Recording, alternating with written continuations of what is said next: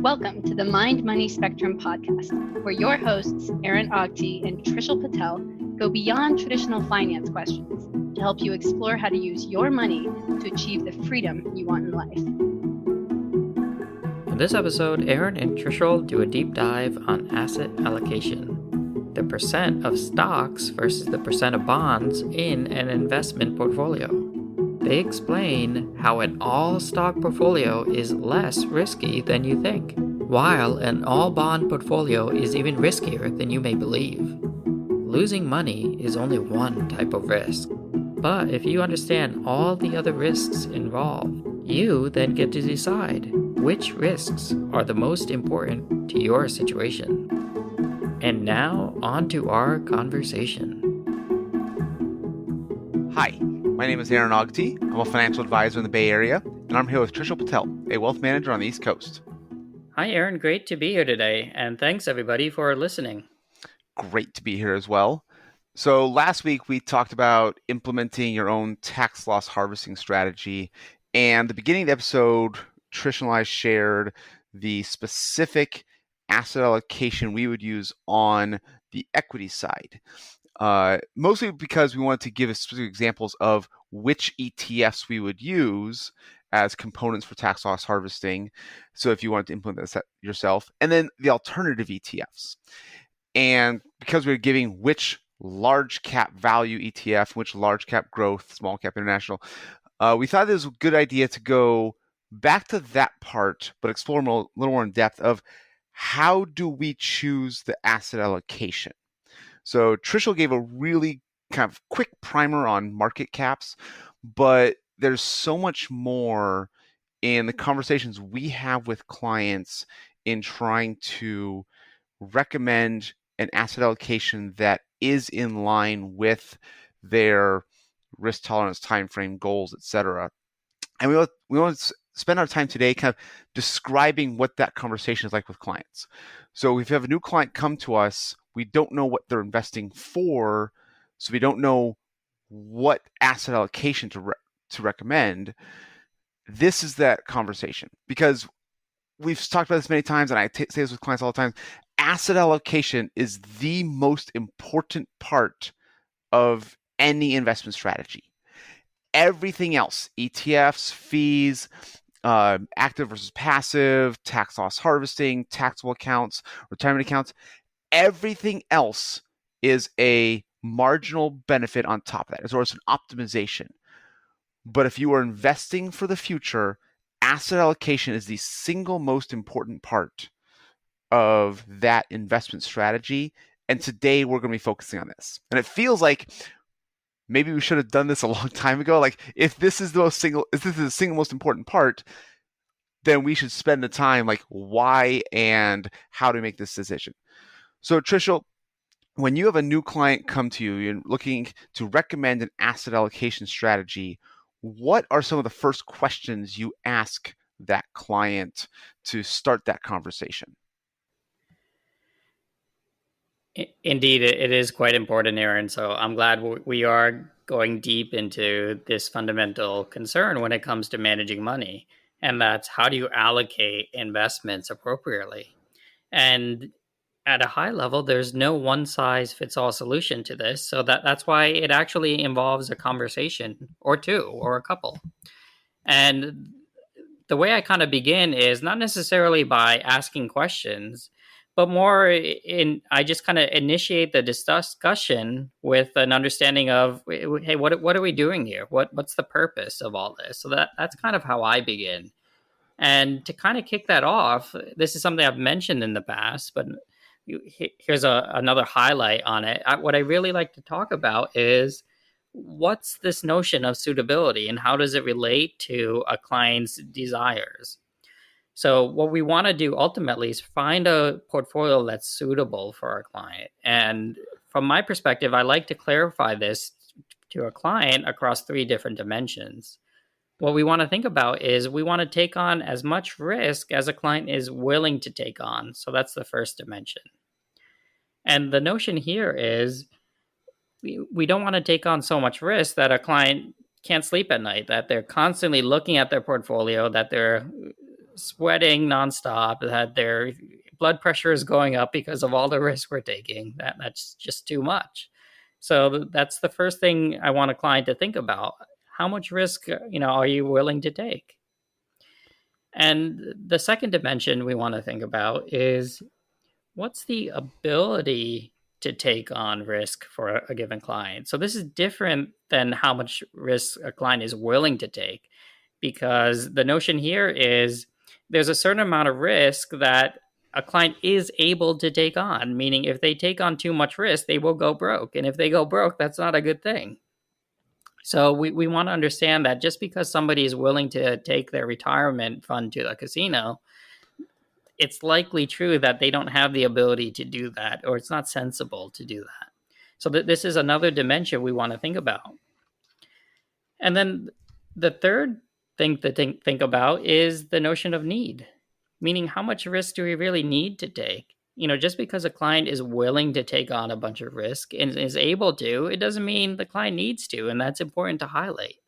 The notion here is it could be possible that a client can meet all of their goals and expectations with taking on less risk than they're taking on now. And if that's true, why take on a greater amount of risk if it exposes a client to greater downside pain, if it's not necessary to meet all the things that a client wants to do to be happy?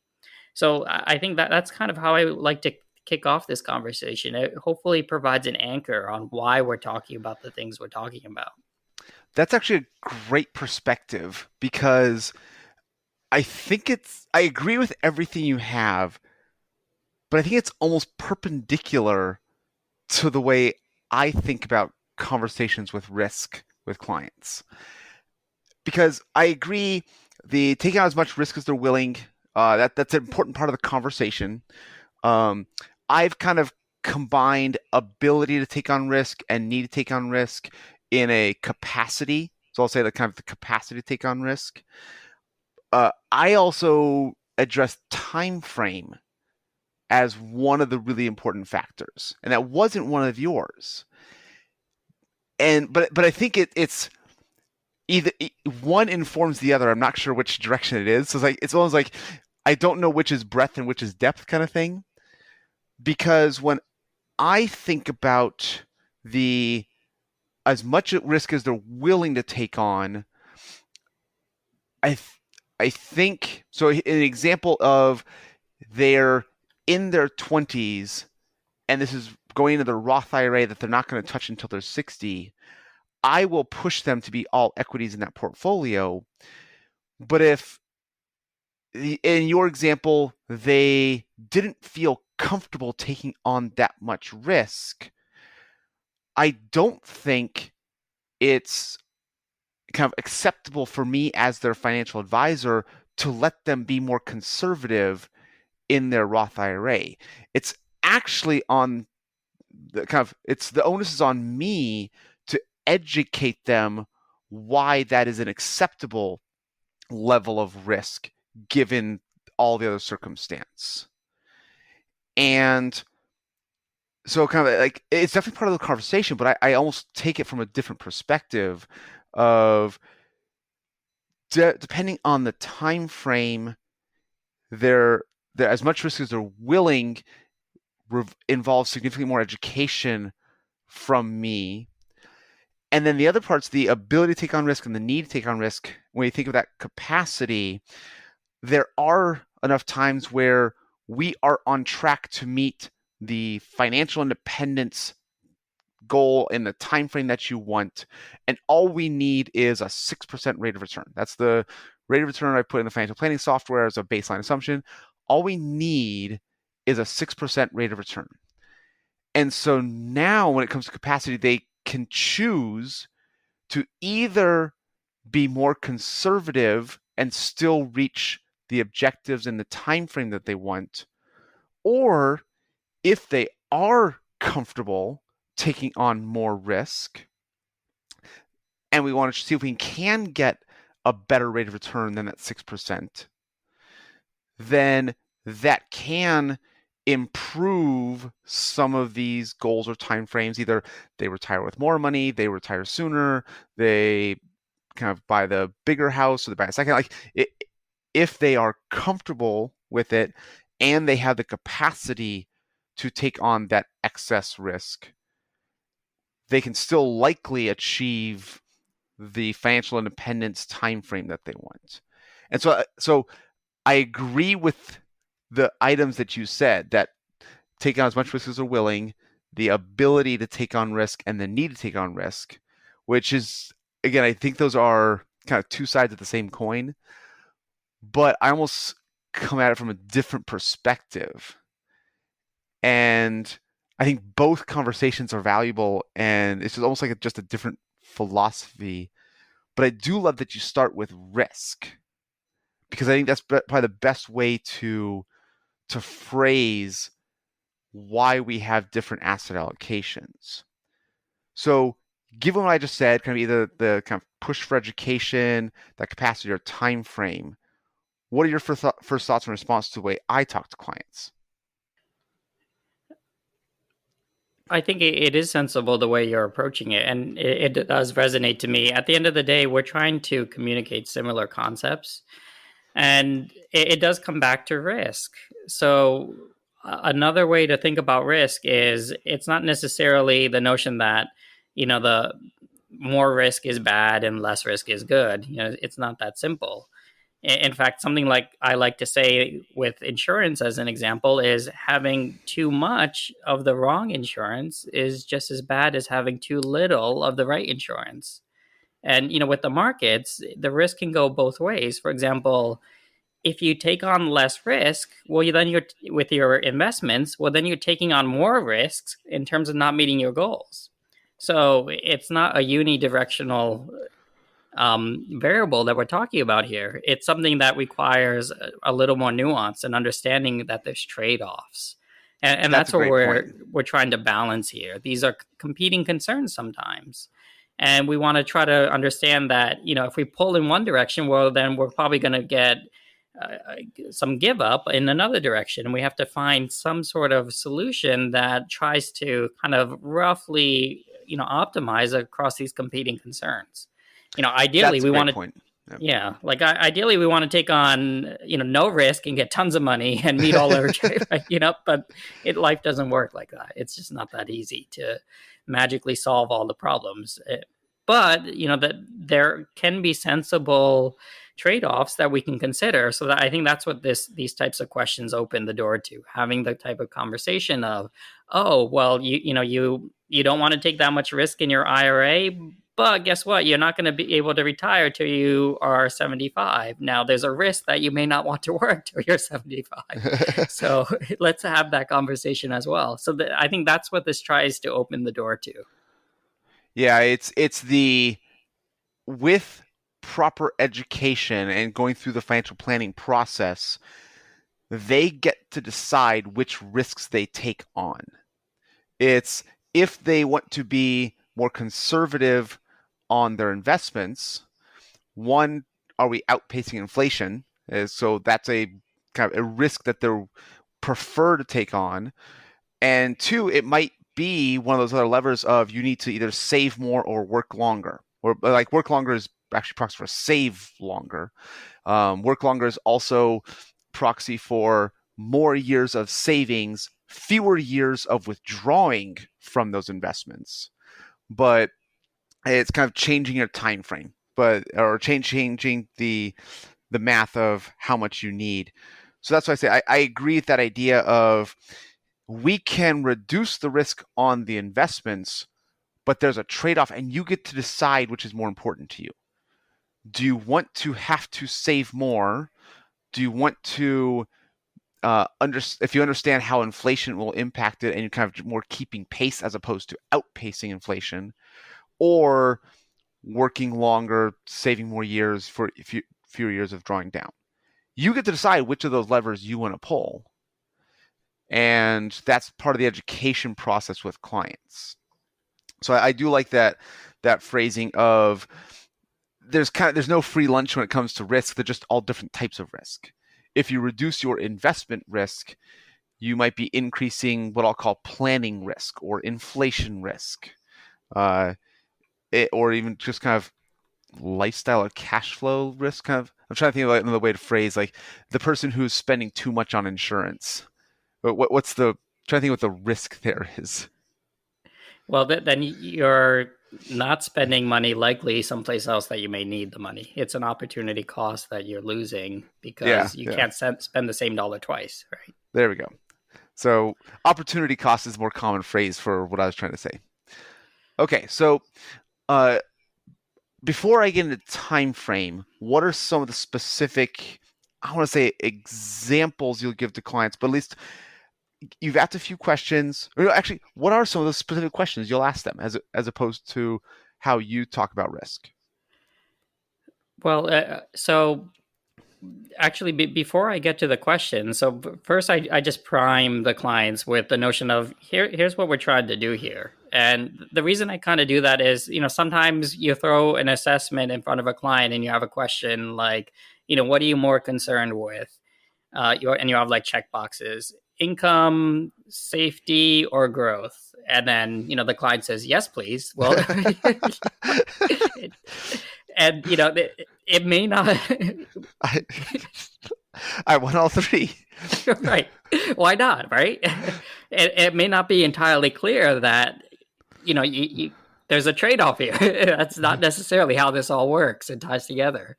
So that's why I think before I get to the assessments, I actually do a good amount of education.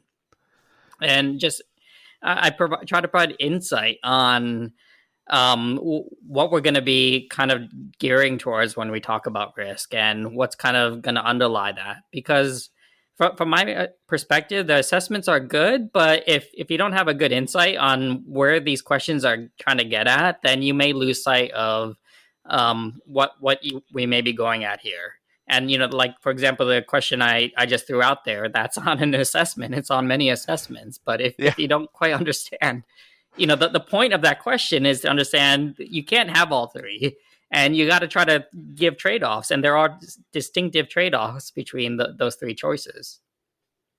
Yeah, that's a good point. And I feel like because I know the vast majority of people like either won't understand like growth, income, or safety, like I don't even phrase it that way. Like I still start with the same overarching premise of what is the money for? I think that's a really important part. And just letting them just kind of describe what they think about their life and what they think they're saving or investing for. And that will help kind of push them in the right direction. And I also do something similar to that priming part of the conversation where I have this asset allocation spectrum that has good data on kind of rates of return, risk of loss, how it outpaces inflation. And I usually start the conversation there. And that's a good primer because there's almost always like not on that asset allocation chart, but also cash is farther on the safer side, and single in stocks, usually they're company stock for most of my clients, is farther on the risky side. So it's like they're off the charts when it comes to asset allocation, but it's still a good perspective. And so before I get into the conversation I have about that asset allocation chart, what is your kind of primer for what is the money for, and that kind of second level question to clients? Yeah. So what I try to engage the client is this notion that we're going to be talking about trade-offs. And the notion here is we want to try to align these trade-offs with the goals, because that's the whole point of what this money is for. They're for meeting objectives that are important to the client. And when it comes down to the goals, we have to understand that if we're talking about objectives that have different time horizons, then those will likely be approached with a different type of strategy. And that's where the education kind of comes into play. So there's four things I like to touch upon before we kind of get to the assessments. And that's the notion of understanding and trying to provide insight on the power of thinking long term. it's this notion that we've talked about in early episodes of how, like compound interest is the most, powerful force in the universe and things like that. But the high level notion there is, yes, if you put money to work for the long term, it can have this powerful compounding effect. And that's why we want to encourage this type of behavior for long term goals. And if a client hasn't really internalized that type of thinking, I think it's important to have a conversation like that to show the client, here's why we think this is so important, and here's the benefits it can provide. So that's one example, thinking long term. And I have a few others, and I kind of go through this type of knowledge transfer to try to get the client up to speed on why I think these types of things are important. And that kind of leads into a probably more productive conversation on, how does this pertain to a particular client? Yeah, mine's similar. I focus on time frame. So I'm very clear. If this is money you think you might need in the next 2 years, we're leaving it in cash. The risk of a market downturn in that time frame, or even a diversified portfolio, or even a mixture of stocks and bonds, can go down. The downturn can happen fast enough that you will lose out enough money to impact your ability to do whatever you want it to do. So if you're going to use the money within 2 years, let's say you want to buy a house, this money is going to be a down payment on a house in the next year or two. Just leave it in cash. While we might lose a little to inflation over 1 year, I'm okay with that because we've removed the investment risk. The chance of your investment portfolio going down 10, 20, 30% are high enough. It's a realistic possibility that if that happens, if that downturn happens, you miss out on the house. If you lose 1 to 3% to inflation, you don't miss out on the house. You still have the money you saved in cash. So if it's money that you think you might need in 2 years, just leave it in cash.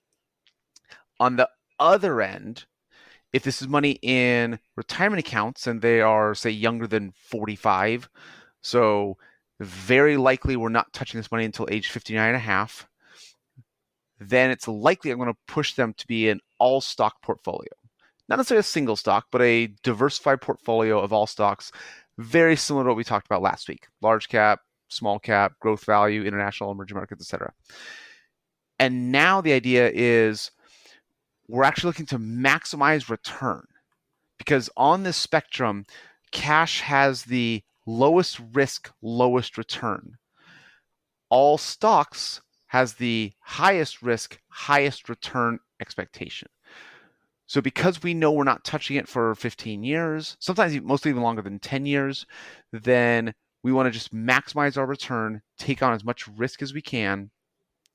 Because if that downturn happens, where it was a down payment on a house, if that downturn happens that we couldn't buy the house, with the retirement account, because we know we're not touching it, we have the time to weather that volatility. We have the time to wait for the reversion to the mean. We have the time built in for it to come back up. And given that time frame, we could expect that kind of highest possible expected return among that risk return spectrum. So that's the broad picture of, if it's within 2 years, leave it in cash. Longer than 10 years, preferably longer than 15 years, all stock portfolio. Everything else in the middle is part of the more nuanced and more complex conversation. And even when it comes to 401ks, when they're with target date funds, I love those as a default. But like we've talked about in the past, those kind of the rules based as they go from mostly stocks to about 50-50 over that time frame. If I can look at the client's 401k fund options, I'll tend to provide a 100% equity allocation, 100% stock allocation for the 401k. Again, if the time frame's longer than 15 years, because the target date funds will actually have a little bit of bonds in them. Even the really, really far ones might be something like 90% stocks, 10% bonds. And given the time frame, I'll try to actually recommend being more aggressive in the 401k, in the retirement accounts. So target date funds, great default. If they don't end up working with me or I'm not talking to them, it's fine. Or if we just haven't looked at it yet or haven't provided the 401k fund options, great default. Love it for vast majority of the people. It's much better than company stock. It's much better than cash. It's much better than just kind of ad hoc choosing funds without a specific strategy. Great default, but I do think we can do a little better by getting more aggressive. So do you kind of agree on the time frame aspect of cash, stocks, and everything in the middle? Yeah, I roughly agree with what you mentioned with respect to that. And the way I kind of like to also prime this conversation is providing just more insights into the actual statistics that underlie the risks involved. So, for example, one of the questions on the assessments that likely a client would see is, okay, in 2008, stocks dropped over 50%. What did you do? And if you don't have a full picture on how markets reacted over that time period or how markets react in general, that can sound very scary. In my mind, what that sounds like is everybody lost half of their wealth and then I don't know that they just never got it back, or that they had to all start over or something like that. But the full picture is stocks do go up and down. They might go down and for a pretty steep downturn, but over time they do go up. So the way I try to provide more insights is to just add a little more statistics into the picture. And the way I do that is I've actually run some statistics on my end using S&P data going back to the 1920s. And then there's some extrapolated market data from the US market going back to the late 1870s. And from that standpoint, you can get some insight on, okay, what is the real worst case scenario and how do not the actual worst case scenarios, but how do the more common worst case scenarios look like, or the more likely worst case scenarios. And I think you get a more nuanced picture of the risks involved. So the first thing to understand is the long-term average, even adjusting for inflation for the market, is around 6 to 7%. After adjusting for inflation. After adjusting for inflation, yeah. Okay, so I think that's going to be a key distinction here, because I also have some statistics that I use that on my risk return spectrum, but all the returns are nominal, not real. So they're not inflation adjusted. So I think I'm actually curious, which do you think is more helpful to the conversation? Because I know from a planning perspective, we want to make it inflation adjusted. We want the real rates of return, because kind of getting a 7% nominal rate of return in a time of 1% inflation is better than getting an 8% return in a time of 3% inflation. So like making it real adjusted is more important to the planning process. But I think most people interpret the nominal numbers a little more effectively. Yeah, that's a good point. So here's a way to think about it. If you're looking at returns across different time periods that could have different interest rates involved, you do want to look at the real rate. You want to adjust for inflation because the numbers just won't make as much sense. You won't be comparing true apples to apples returns. So, for doing the analysis, real rates make sense. Now, if you want to compare that to what's going on in your current time period, what I like to say is, okay, just take the real rate and then add in roughly what you think CPI is for your current time period. So you take the 7%, and then you add in today CPI is around 2%, so 9% is what you would expect in the market. And that can translate based upon, let's say inflation jumps to 4%.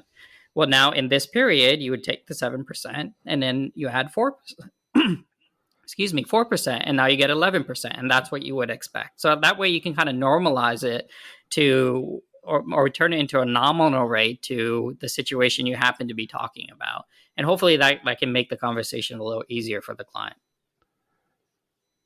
Yeah, I that's a good point. And so, because I think when I looked at, so the data I have is an all stock portfolio I think going back, looks like it's 1958 to 2020.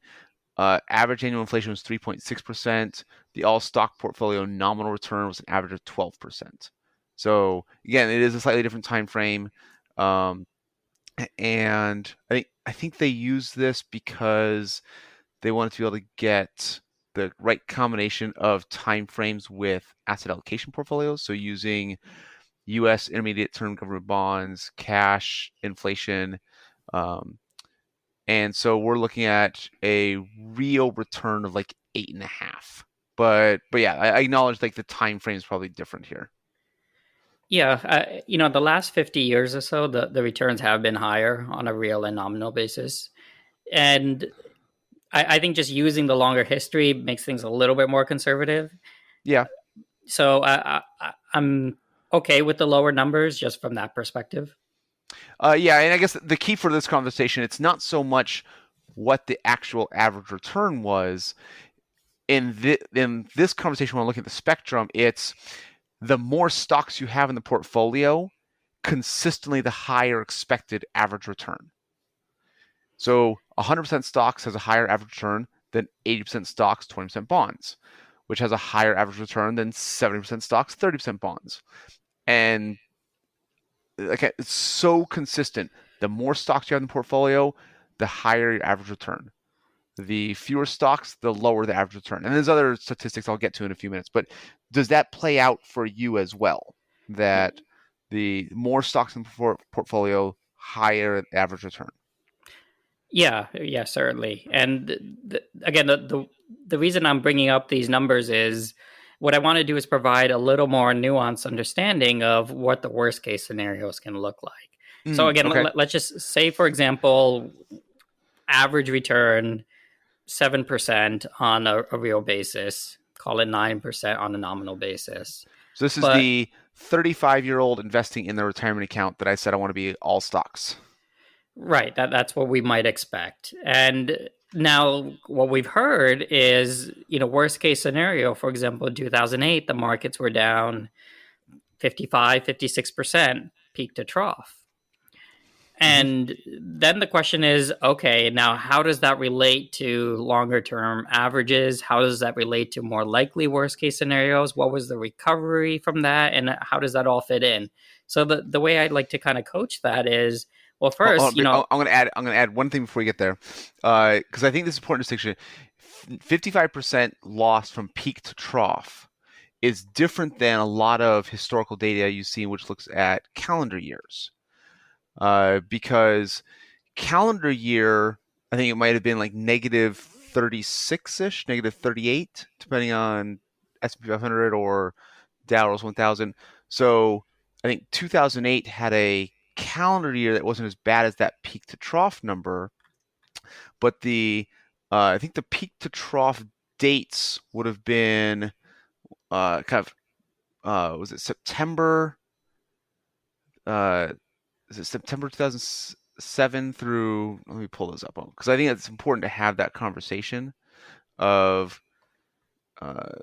it was, where's my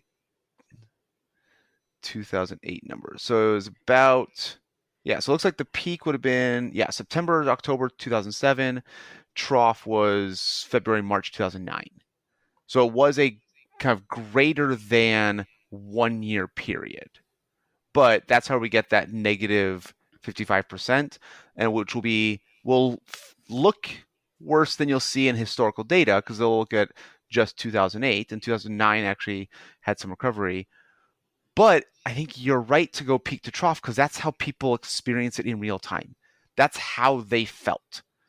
They saw their $1 million go to $450,000. Right. And that's the alarm you're going to be hearing from, all the newspapers and all the, during the time when this is happening. In real time, they give peak to trough. Right. Looking back historically, they do calendar years. So, when the sky is falling, you're going to hear this every 10 minutes when you turn on the news, right? That exactly. From the peak, it's been down this much. From the peak, it's been, and so on. So, okay. So peak to trough's been down 55%. Right. And if you look at the longer history that I mentioned, which includes the next worst crisis, which is basically the Great Depression, 1920s. Well, then the worst case is actually 65%, something like that. Now, that's looking back, like we said, like I said, maybe like 150 years or so. But, the real question is, people, again, didn't invest at the peak, lose everything, and then hopefully they didn't jump out and then do nothing, right? We're trying to say what happens when people actually invest over long periods of time. So from that perspective, what we want to look at is, for example, let's say you do plan on investing for the long term. Well, then what's the worst case going to kind of look like for a 5-year period? Meaning you actually have some time to recover. And in that case, what I did is I looked at, every 5-year period in this 150-year window. And I said, okay, how do things look if you say, I'm putting this money to work and I'm going to leave it in for at least 5 years. And, hopefully I won't hit the worst case, but here's what it is. In the worst case, the worst 5-year period is you're down about 13% a year, even, after inflation. So that's still quite a bit, 13% times 5 compounded is a lot of money. That's roughly, your 66%-ish number. Meaning it could be possible that you have not recovered in 5 years. And that's what I want clients to understand. That's what we're talking about. However, the next point that I make is if you look at the worst case on a rolling 15-year standpoint, meaning, the worst 15-year period in this set, well, in that case, you're not down, 13% a year for 15 years. No, you'd be broke by then. But no, you're down just 2% a year after adjusted for inflation, or basically you're flat on a nominal basis. That's good. That's a great point, because I think, again, that gets back to like what people think and experience. There's been no historical 15-year period where your investment stayed invested in this case. It was the S&P 500. Is that correct? Yeah, that's right. So no 15-year period where you started with a certain amount of dollars and ended with fewer dollars, because on a nominal return it was slightly positive. Right. Now, again, inflation adjusted and real returns, you're negative too, but there's been no 15-year period where if you stayed invested in stocks, you ended up with less dollars in your account than you started with. Right. And, what I try to say there is, yes, there could be a period you could be down 66%. However, if we're using history as our guide, it's always ended up that you've been recovered most of that, after 15 years. And then on a nominal basis, you're basically back to where you started. The next point I like to make is, well, if you look at a 25-year period, well, then you're always up, even after inflation. You're up about 2%. As a worst case scenario. As a worst case scenario. This is the worst possible that, that has been experienced for this market over that period. Caveat. Yeah. Past performance does not indicate future returns, et cetera, et cetera. Right. But, I think that's a little more nuanced understanding than the headline, markets could drop more than 50%. Yeah, that's fair. It's kind of, yes, because they're volatile and they could drop that far. I'm curious, do you have similar time frames for other asset classes, whether it's like cash or bonds? And I'm wondering, can you have either best case scenarios for the similar time frames? Okay, so at the back of my hat, I have a few other data points that might help with some of this picture. But what I also want to add before we leave these specific numbers is also the understanding that, yes, it's important to understand the very worst case, but there's also this notion of the likely worst case. Okay, that's fair. Yep. What I mean by that is, just because the worst case in a rolling 5-year period is you are down 13% a year, 90% of the time you are down 3% or less. Mm-hmm. So that's a little bit different, right? Than saying, worst case, you're down in a 5-year period 13%. In fact, 9 out of 10 times, you're going to be, far better than that. And 9 out of 10 times in a 15-year period, like we said, worst case for a 15-year period, you're down 2% a year after adjusting for inflation. Well, 90% of the time in a 15-year period, you're going to be up adjusted for inflation, about 1.5%. So I think that's important to understand that there's a worst case and there's a likely worst case. And those two are different from the perspective that a worst case might be, once in 100-year event. And a likely worst case may be, worse in a, 90% or 10% of every 15-year periods is still pretty small. I don't know what you call that. Maybe twice in a lifetime, something like that. Yeah, so I pulled it up. So going from the peak in 2007 to going out 5 years was about negative 9% overall. So it's getting back to that, probably about negative 1.5% per year. I think that's probably a nominal number, so it's probably not inflation adjusted, but I don't think inflation was that much during that time frame anyways. So yeah, it's probably still in that time frame. It fits within your 90% scenario of you probably got a -2 to -3% real return for the 5-year period starting at the very peak. You picked the worst day to put all your money in stocks, and you had to wait 5 years, and you were a -2% per year. Right. Yeah. And that, that last comment you made, it makes a very good point. It's not often that you put all your money to work on one time period. So it's far likely you're going to be averaging out these numbers, meaning that incremental, $5,000 you invest in this year, well, that's going to get averaged into all the other, incremental amounts of money that you invested over all the previous years. So the chances of each $5,000 getting worst case, that's pretty small. Yeah. And that's the benefit of, again, dollar cost averaging, investing over time. It's far less likely that you'll be in these worst case scenarios for all of your money. And if you're diligently investing over time, we're just talking about that marginal contribution each time that might be subject to a new worst case.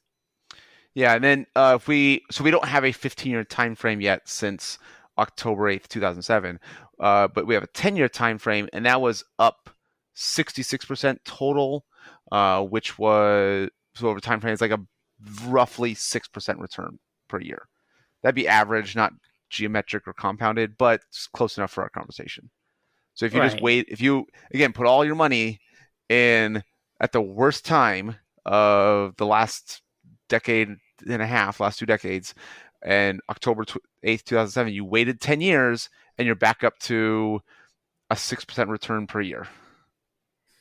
Now, again, that's nominal, not inflation adjusted, but you're not only not negative, you're positive, and you're probably doing just fine in terms of meeting your financial goals. Right. Are you looking at a total return chart? I'm using Yahoo Finance's S&P 500 total return chart, yeah, over different time frames. Okay, yeah, so you have dividends in there too. Yeah. So and the statistics I have is, you were down 53% by March of 2009, but by January of 2011, that's less than 2 years, you've already recovered 111% from that bottom low, meaning you're pretty much back to where you were.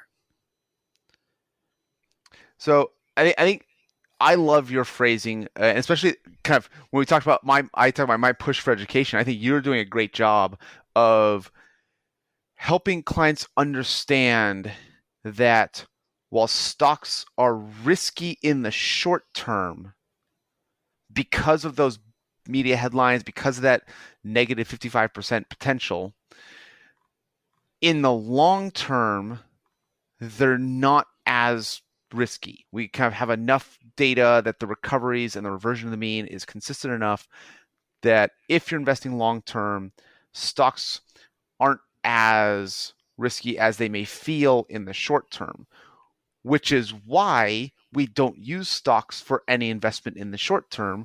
We only use them for investments in the long term. We only use them when your time frame is longer than 10 years, preferably longer than 15 years. This is also why anything that's going to use in the next 2 years, you leave in cash.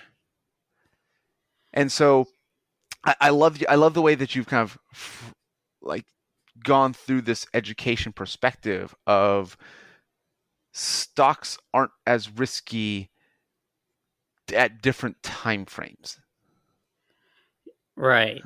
And I think the law of large numbers also plays into this a little bit, because it's kind of like that casino analogy. But in this case, you're the house because you get to make this investment where there's a positive expectation, meaning stocks are expected to go up over time beyond inflation. That's why we invest in it. But the point is, if you have the opportunity to invest in stocks on average and they go up on any given day, you would take that bet. But of course, you realize that some days you could be up a lot and some days you could be down a lot, but on average, you're up a lot. And what that also means is the more times you get to play, meaning the more days you get to be invested, the more chances that you can have to get that positive expectation. And over time, you should land up in the green rather than end up being in the red. Now, it's quite possible you go to the stock market and you put all of your money in on the worst day. But even then, what we're saying is if you ride it out, if you let that money ride, then over a 15-year standpoint, you should have recovered most of it. And on a 25-year, most definitely. Yep. Okay, so I think that's a good education on why we use an all-stock portfolio on long-term time frames for retirement dollars in retirement accounts or anything longer than a 10-year time frame. That's also why we use cash for anything short-term. But kind of getting back to our asset allocation, why don't you give a quick reminder of how we do our breakdown within the all-stock portfolio before we go back to our stock and bond allocation. So you can give kind of just the same numbers you gave last week if you want, and I'll give my numbers again. But what is your allocation within an all-stock portfolio? Right. So I mentioned 5 instruments, Aaron. I think you have 6. But with an all-stock portfolio, on my end, what I would do is probably at this point around a 30% allocation to growth stocks, about a 22 and change allocation to value stocks, about a 6 to 7% allocation to small caps. So these are all at this point the U.S. market. And then I start thinking internationally a bit. So from that point in the developed international markets, that might be around 29, 30%-ish. And then the remainder is emerging markets. And that ends up being roughly around 10%. So again, my numbers on the international side were exactly the same, 30% international developed, 10% emerging markets. I overweighted small cap. So I have a total of 12% small cap. I have 6 in small cap value, 6 in small cap growth. I also have, so it means I have 48% in large cap, equally split between large cap value, large cap growth. I'm actually really curious why you have a different allocation between large cap value and large cap growth. Yeah, so roughly my percentages relate to the actual market cap representation of these buckets as it relates to the global markets. So it just so happens that, at one point it could be possible that the growth companies and the value companies had the same valuation. However, things change over time. So what actually we did see over the near history is that growth stocks have done better than the value stocks. So they have commanded a larger share of the overall market as it relates to market capitalization. So that's why my percentages are different. Well, that's interesting. Okay, so now my question would be, over a long enough time frame, either historical, let's say 20 to 30 plus years, or theoretically moving forward 20 plus years, would you say the risk return expectations of growth and value would be the same or be different? Oh boy, we're going to open up a efficient market conversation. Kind of. I kind of, yes. But so try to keep it brief. But I'm curious like I want to go like 2 more steps in this conversation. Okay, all right, here we go. So here's the way I see it. Let's make things a little bit more simple. Let's say the global market is just, in this case, growth stocks and value stocks. Yes. And let's say we start off today and they're just 50-50. 50% growth, 50% stocks. And then now Yes. we get to 2030 and all of a sudden they're 60-40, 60% growth, 40% value. And Yes. in my mind, what I would be doing is I would be adjusting these over time to their respective percentages of their share of the overall market. Yes. So, 51, 52, 53 on the growth all the way to 60. And the reason I'm advocating this to be a sensible approach is because what frankly I am saying is I don't know if value or growth will end up being better on a risk adjusted basis if you do 100% one and 100% the other. So what I'm going to do is I'm going to not take a speculative position on how much I should put in either. I'm going to weight it based upon the respective share that it commands in the market. And if one ends up doing better and therefore getting a larger share, then it will automatically get a larger weight over time for that reason. However, I will not over or underweight that position beyond its respective share, because at that point in my mind, that's taking a speculative position saying that beyond its actual representation in the market, I feel like it's going to do better or worse than that representation. And in my mind, that's a play that requires a little more insight beyond you would obtain by just taking a purely passive approach or a neutral stance. So the reason I ask this is, one, I trust your research in this regard is based on your experience in history more than my own, because I thought I was being neutral by having the allocation between value and growth the same. But you're telling me that I may be unintentionally overweighting value, where my premise is, given history and expectations moving forward, I'm expecting them to have similar risk return characteristics moving forward. And so I want to rebalance between those two. But my premise may be flawed, where growth may actually be just a slightly outperforming asset class because that's what it's done historically. So I guess if you were giving me advice on determining my asset allocation, so I guess I guess that's why I asked the question. I don't know if you actually answered it. Are the return expectations of value and growth the same? On a risk-adjusted basis, yes. And here's another way to think about that same type of question. The U.S. economy can be split into value and growth, but it can be split many other ways. For example, you can break them down into sectors. And a common thing is, I think there's like 13 sectors. I'm probably wrong about that number, but let's pretend there's 13, like, technology, healthcare, finance, and so on. Utilities, now, one way, yep. One way to do this is to break this down into 13 equal slices, right? Take the pie and break it down into 13 and give 13%. What's 100 over 13? You picked a weird number to want to divide into 13. Right. 7.69% to each slice using your pizza cutter. But, Sorry, I'm laughing like the idea of like trying to cut a pizza into any odd slice, where like you have to stop in the middle and like change your directions. You better get that protractor ready, or is that what a compass is for? Has somebody figured out what a compass can be used for? Right. Yeah. Okay. There's two words of compass. One is like the little point and circle that, and pencil uses a circle. The other is the protractor. That's what. Yeah. The protractor. Oh, I was talking about the pencil and the circle thing, but yeah. That's actually one of like the fun math games that I'll do. Is you can go like how to bisect a line using just a straight edge and a compass. All And right. there's a lot of other rules like that. But anyways, we cut our pizza into 13 slices. Yeah. But see, the notion there is finance could represent twice the economy.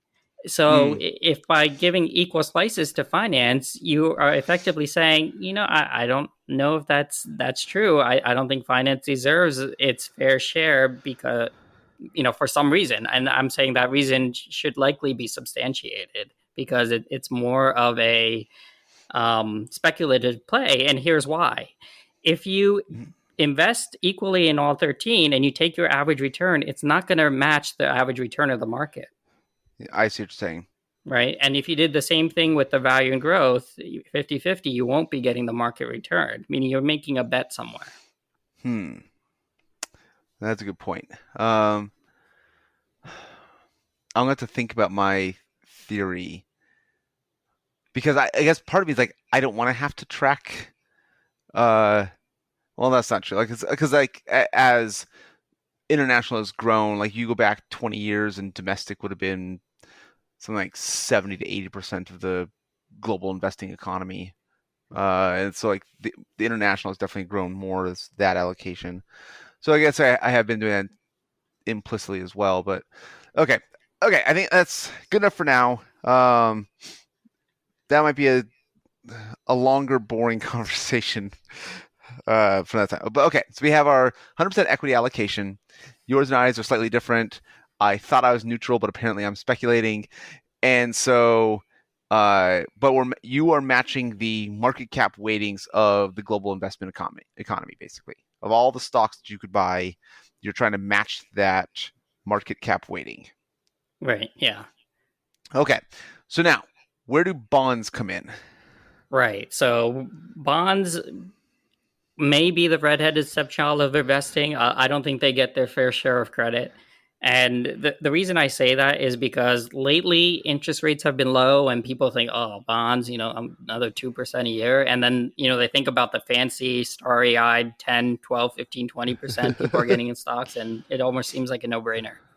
But you really need, again, to probably think about longer periods of history and use that as our guide.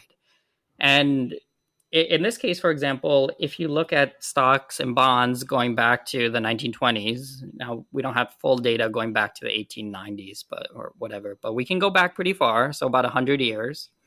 And you look at the average return of stocks, this is probably going to be on a nominal basis, but average return of bonds and stocks.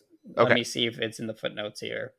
It probably won't mess up my comparison too much because, again, at this point, we're comparing stocks versus bonds for the same exact periods. So either way, just add 2% or subtract 2%. You'll get the same, the same, hopefully, understanding.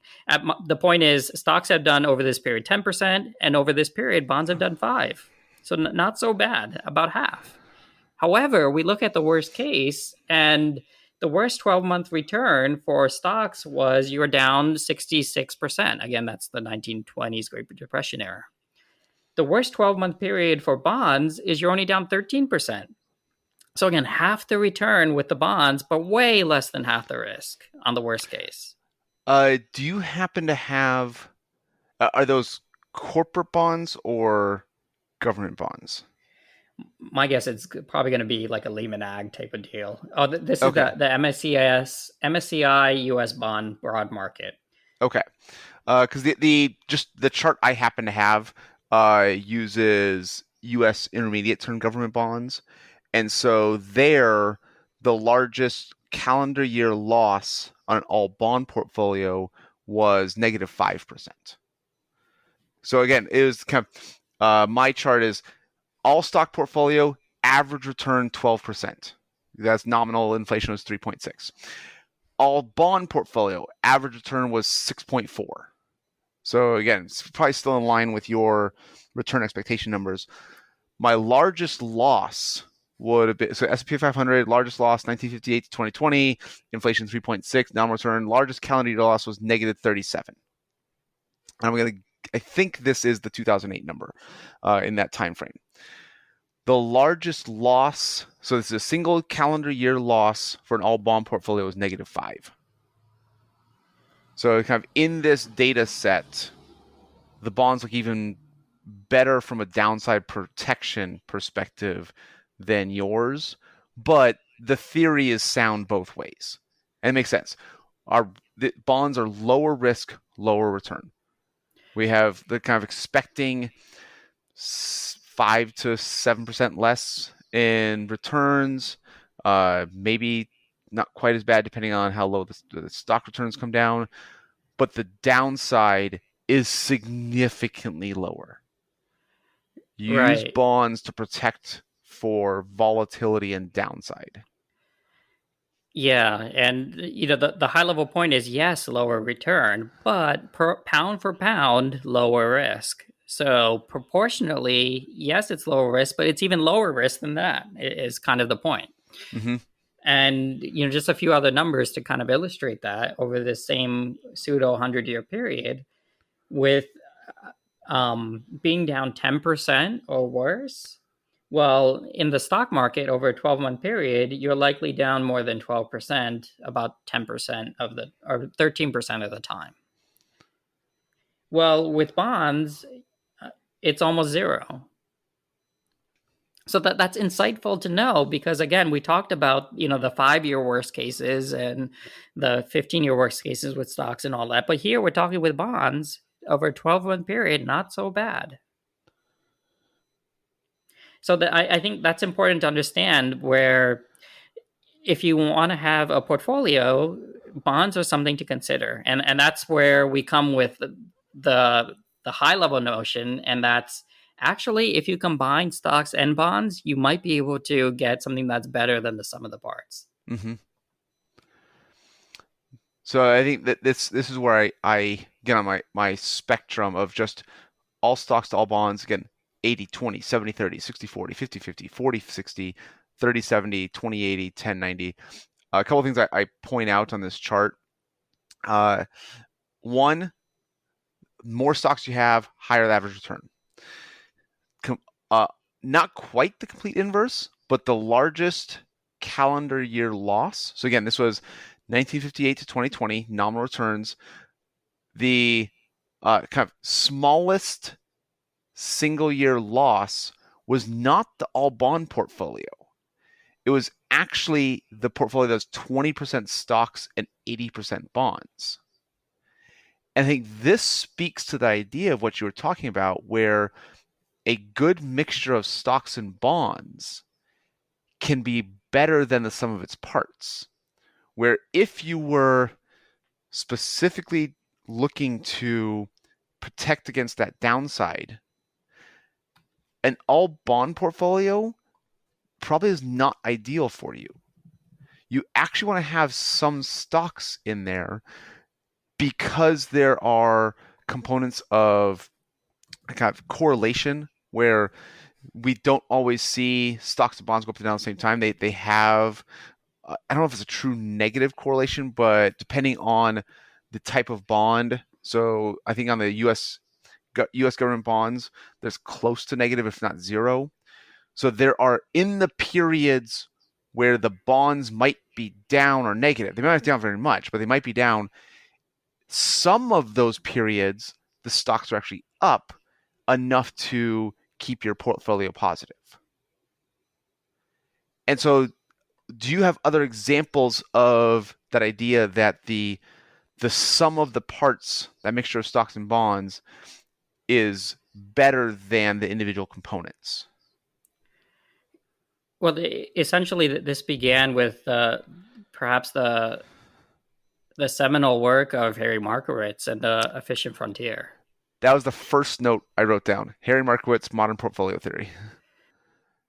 That was where the I think it's something like 89 or 90% of your portfolio's return is determined by just your asset allocation, with the other components being market timing and security selection. But that was kind of the Nobel Prize winning work of, this is why asset allocation matters. Yeah, and the notion here is that the Efficient Frontier just has a plot. And on the plot, you have on the x-axis the amount of risk, and on the y-axis, the amount of return. And then you're plotting these points that are different combinations of stocks and bonds. So you can put a point on there that represents 100% stocks, and you can put a point on there that represents 100% bonds, and you can do all the in between, the 50-50, 80-20, and so on. And then you draw a line that connects these dots, and you get this very interesting curve. Again, Nobel Prize winning work here. It's quite insightful, even though it sounds quite simple. What you notice is that the portfolio that has the highest amount of return, meaning the highest on the y-axis, but the least amount of risk, meaning the lowest on the x-axis, is not like a 100% stock portfolio or a 100% bond portfolio. It's a combination of the two. And what that means is by combining the two, you can get a higher return for less risk than you can by investing in either individually. And that it's a pretty big insight. It's a very important insight, and it's something that we're leaning on quite heavily in making these types of decisions. The notion that by mixing these two assets that don't perfectly move with each other, you can get something that increases your level of risk-adjusted return. And that's why providing a sensible portfolio across these two asset classes is a good idea. Yeah, the other things I kind of point out, one of the stats this chart has that I have is percent negative years. So how often is each of these portfolios on the spectrum does it have a negative year?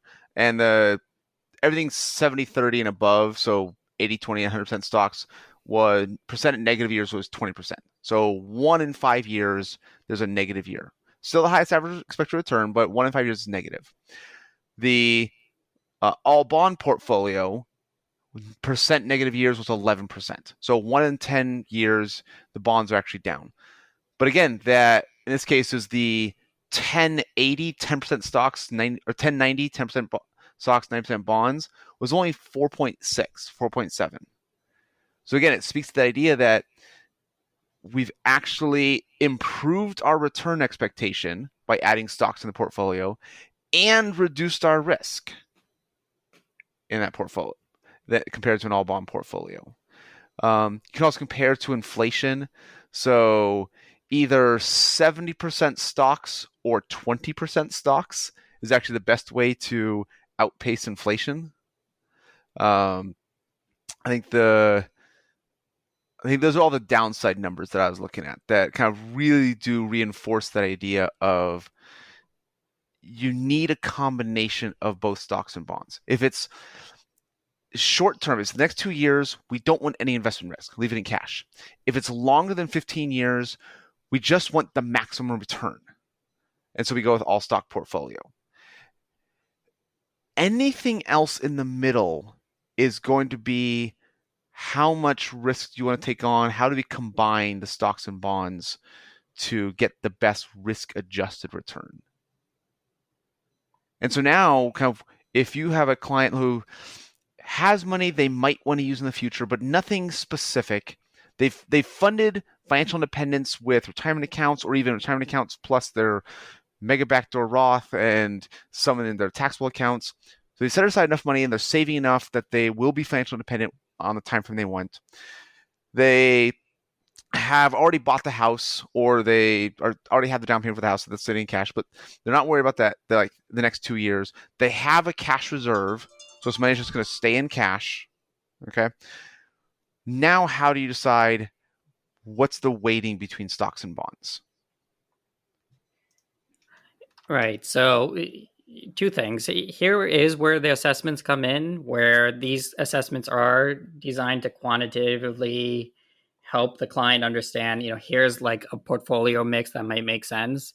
So I actually go about this a few ways. One is I do the assessments, and they do talk about how clients react to risky type of situations and how they think about risk. But before I show the results, after I've gone through all of the educational material, this is some of the subset that we've talked about during today's conversation, but there's a good amount more. I actually asked the client, so given everything we said, what intuitively makes sense to you based upon an allocation? I asked that first. And interestingly enough, it actually does align pretty well with what the assessments say. And I find that comforting for a few reasons, because one, I feel like the clients have a little bit more skin in the game, because it's not me telling them, but they've come to this type of understanding by hopefully looking at the same types of things that I look at to make these types of decisions. But at least they've internalized why those decisions make sense, that why part. Mm-hmm. And I think it ties the picture in. And then, kind of as an afterthought, I say, oh, by the way, yeah, that's what your assessment said. Or, if it doesn't, then that also opens up a conversation on, well, here's what the assessment said. And, sometimes we find that the client says, oh, wait, that's what that question meant? I thought that question meant, something, and so on. So maybe that's some of the difference. Actually, it's quite rare that I find a substantiated difference between what a client feels they should be at and what the assessments say they should be at.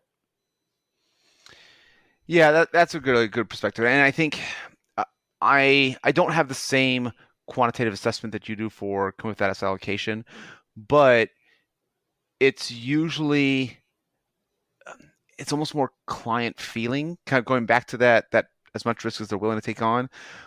Some clients, we have the cash reserve, we have the money set aside for short term, we have retirement accounts, 100% stocks.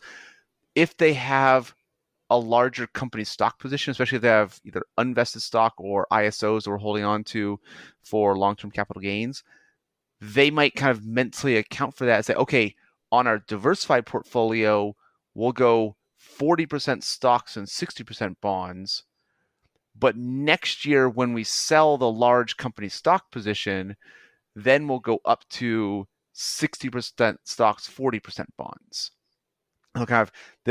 They'll kind of mentally account for the other risks they're taking on, and they acknowledge, well, we don't want to be too conservative, so we don't want to go below 40% stocks, 60% bonds, but we might use this for something in the near future, and something like 60-40 would make sense kind of ongoing. And the reason I mentioned those is there's good research that once you're in an income stage or kind of a decumulation stage, to have the money last long enough, you probably need, again, between 60-40 and 40-60. So that's why most target date funds start at pretty close to 100% stocks. They don't go down to zero stocks. They go down to about 50-50. That seems there's enough good research that's probably the allocation that fits supporting withdrawals on either with kind of safe withdrawal rate research, using Monte Carlo simulations, or given rebalancing, to make sure that your portfolio is outpacing inflation and will last 30 plus years. You need stocks in the portfolio, but because we're taking money out every year, we can't have too much volatility. And that mixture, again, somewhere 50-50 is fine, but somewhere between 40-60 and 60-40 is kind of an end goal, if you will say, with investing. Of I'll eventually get to that point. Same thing in retirement accounts. We talked about, if you are, say, 15 years out, we're 100% stocks. A target date fund will start kind of bringing you down, reducing the stock allocation. We can kind of apply a little bit of common sense. So about 10 years before you think you might start taking the money out, that's when we'll have a conversation reducing that stock exposure. And kind of, if we've had a big bull market, then yes, we'll go from 100% stocks to 80-20 or 70-30. But if we just had a downturn, we just experienced that, and we're, again, 11 years out, then we can wait 2, 3, 4 years for the natural reversion of the mean, that kind of stock recovery, before we look to reduce the risk. Because it's kind of, if we're going to get to 60-40, 50-50 when you start taking withdrawals, how we scale down from all stocks to that middle portfolio depends on kind of, again, how they feel about the risk they're taking on, the ability or need to take on more risk, that capacity, and then just how they feel, how they can sleep at night. Good stuff, Aaron. So is it like if someone comes to you, they are retired, and they seem to be neutral as it comes to market volatility or their comfort level, what's the mixture of stocks and bonds you usually use for a withdrawal strategy? I've seen it's pretty much in line with what you're saying, but I've seen pretty much the whole spectrum, to be honest, because I've seen cases where a retired person has more than enough, even if they suffered a 50% loss, that they'd kind of be okay. So in that case, if they're comfortable with the 100, for whatever reason, that's okay, because, if you do happen to hit the worst patch, you would still kind of be okay. That's a good point. If their withdrawal rate's like 1.5%, then yeah, it's that capacity for risk. Right. If they're no longer thinking just in terms of how do I support withdrawals for my lifestyle. Now it's legacy. Right. So it's almost like a different type of conversation. But yeah, that's a good point. I have seen some retirees with all stocks. I think I've been able to push. You know what? No, now I think about it, I even have a client who's retired, but she's so worried about downturns. Her husband passed away, and there's a certain amount in the portfolio, and she really didn't want it to go below that number. She almost didn't care about any upside. She didn't need the money for her lifestyle. She had enough pension and Social Security to support her lifestyle, and so like this one investment, she wanted to grow a little bit. Didn't want to leave it in cash, but she really didn't want it to go down. And I think it's going to be like 80% bonds, maybe 90% bonds. I'll double check off the top of my head. But yeah, it's kind of, again, personal risk tolerance, personal philosophy, and all the financial planning work that inform it. So yeah, you're right. I have seen the full spectrum, but for the classic like 4% safe withdrawal rate, 60-40-ish, maybe 50-50. Yeah. Kind of love the 60-40. I've been to conferences like everyone has their own risk tolerance questionnaire. They do their market research. They have their capital market outlook. They have their capital asset pricing model portfolios, and they have their correlations matrix, and they do all this, and everyone ends up at the same 60-40. It was a good joke among financial advisors. Right. Okay, I think we went kind of long, but this is a good deep conversation. I'm glad we did this. Yeah, well, good stuff, Aaron. I enjoyed the conversation as well. And thanks, everybody, for listening. If you're enjoying these conversations, do spread the word. Thanks. Bye. Bye. We appreciate you joining us today for this episode of the Mind Money Spectrum podcast. Be sure to visit mindmoneyspectrum.com to access the entire library of episodes. Remember, it's not black and white, but the wide spectrum of gray area where you get to pursue the freedoms you want in life. Opinions voiced in this material are for general information only and are not intended to provide specific advice or recommendations for any individual. All performance referenced is historical and is no guarantee of future results. All indices are unmanaged and may not be invested in directly. Have a nice day.